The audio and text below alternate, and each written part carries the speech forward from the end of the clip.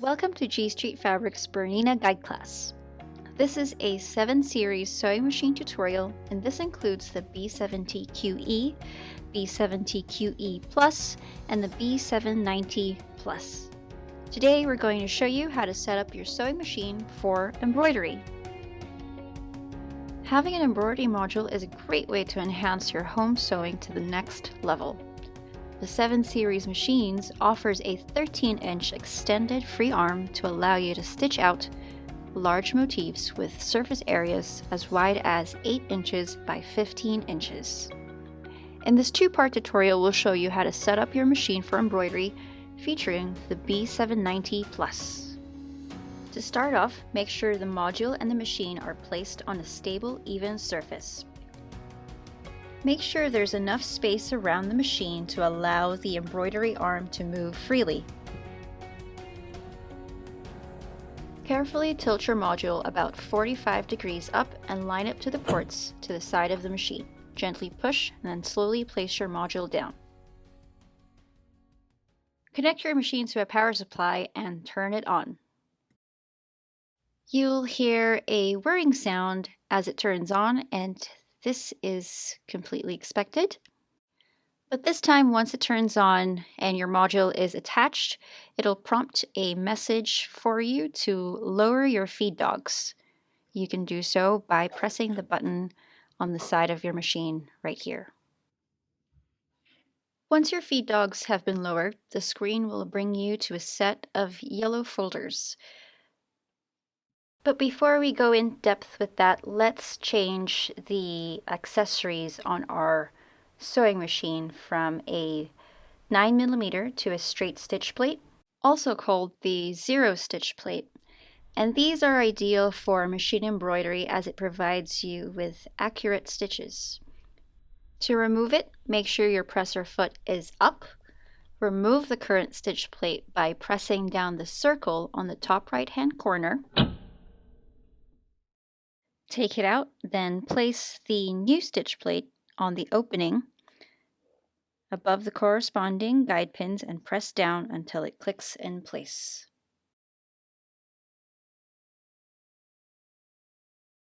Be sure to attach the drop-shaped embroidery foot number 26 when you embroider. And we also recommend using a sharp embroidery needle, either in a size 75 to 90. Now let's overview the selection menu for the embroidery module. To the right-hand side, you'll find several icons in a row. We are currently in the folders icon. Here you'll find group folders which house various designs for motifs, text, as well as stitches, and your personal saved designs. Next icon down is the edit screen where you can manipulate your designs. The third icon below is your color information. You can change the colors on your screen according to your thread choice. The last icon down is your Stitch Out Embroidery menu. Through here you can program further settings to aid your embroidering. Above here you'll see your memory on both the sewing machine and your attached external thumb drive if you have it plugged in. And to the left is your location map, or cookie crumbs as I like to call it. It's to show you where you currently are located in your files. You can also use the location map to return to a previous folder.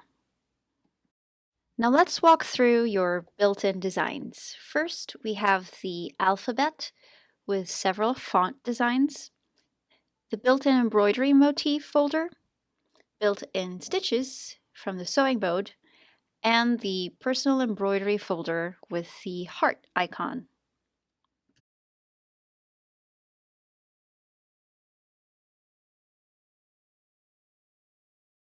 Let's put together a design to stitch out. Select through the folders and we will pick a design from folder number 14 and choose a round border. Once you select a design, it'll take you to the editing mode. Now, notice the trays on the right of the stitching area. It's currently highlighting the layer of design that we have added so far. Above it, there is a semi-transparent shape with a plus sign that allows you to add a layer. Tap that plus sign and it will bring you back to the design folder. Use the cookie crumbs to return to the main four folders. And from here, we'll select from the ABC folder to add text. Go ahead and select a font design and type in your text. We're adding in G Street in all caps.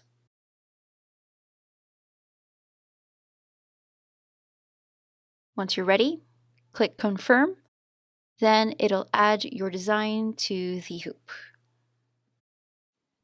Great! Now you've added 2 designs for Stitch Out. Let's go ahead and edit it a bit. But before we proceed with editing, I just want to note the design trays again. You'll see that there has been some additional trays added since adding the text. There's 1 tray for each element and 1 tray for combined elements. This allows you to edit them separately or collectively.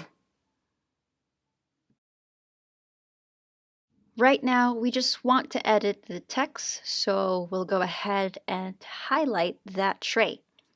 Then, click on the I for information.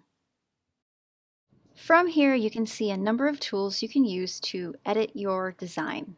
Let's start with the Move key. This tool enables you to move your design around the hoop. With the top knob, you can control the X-axis. This allows you to move your design from either left or right. If you'd like to revert back to the center position, all you have to do is click on the X-axis button with the yellow border. The lower knob controls the Y-axis, or the up and down positions. Notice that whenever you alter the position, the accompanying axis changes its border color. It's always good to remember on this machine that whenever you're altering a setting, it will be highlighted in yellow or it'll have a yellow border. Knowing this will help you troubleshoot any problems you could face whilst using the machine. You can look back at your modified settings and see if there's something that doesn't light up to what you intend to do. Back to the editing menu, let's select the Resizing tool. The lock icon, which is currently activated, allows you to resize your design in proportion to its height and width. Turn either the upper or lower knob to scale up or down the design. Let's talk about the other options for editing from the menu here. Below the Resizing tool are 2 mirror image settings. You can mirror vertically or horizontally. Going back to the top, we have the Rotating tool. Click through the icon, and again you can use your multifunction knobs to rotate your design. There's also a quick way to jump to the 90-degree rotation with the button below. And to revert to the original rotation, you can click through the yellow box. Underneath the rotating tool is the Pinpoint Placement, which allows you to control the exact positioning of the embroidery design on the fabric without unhooping it. This is the Duplicating tool. It's to copy and paste a design element. Below that is the Delete function. You can delete a single element or delete the entire design. Further down, if you scroll, you can find the Text Bending tool if you'd like to bow or arch your texts and monograms.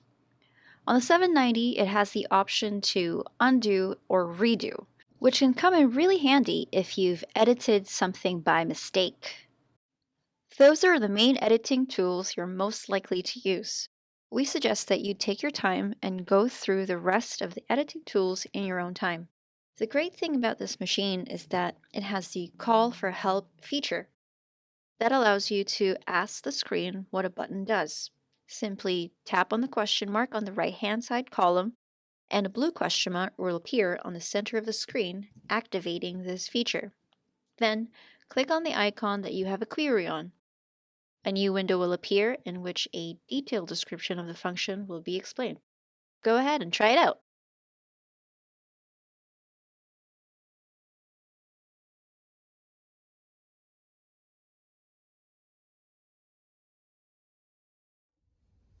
Let's overview the functions on the left column. You'll notice that they are very similar to the sewing mode functions, but with a few changes. The first icon at the top is your tension.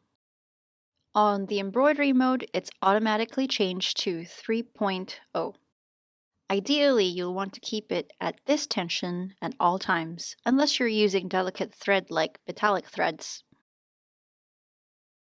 The second icon down is your needle selection, where you can also view your stitch plate selection.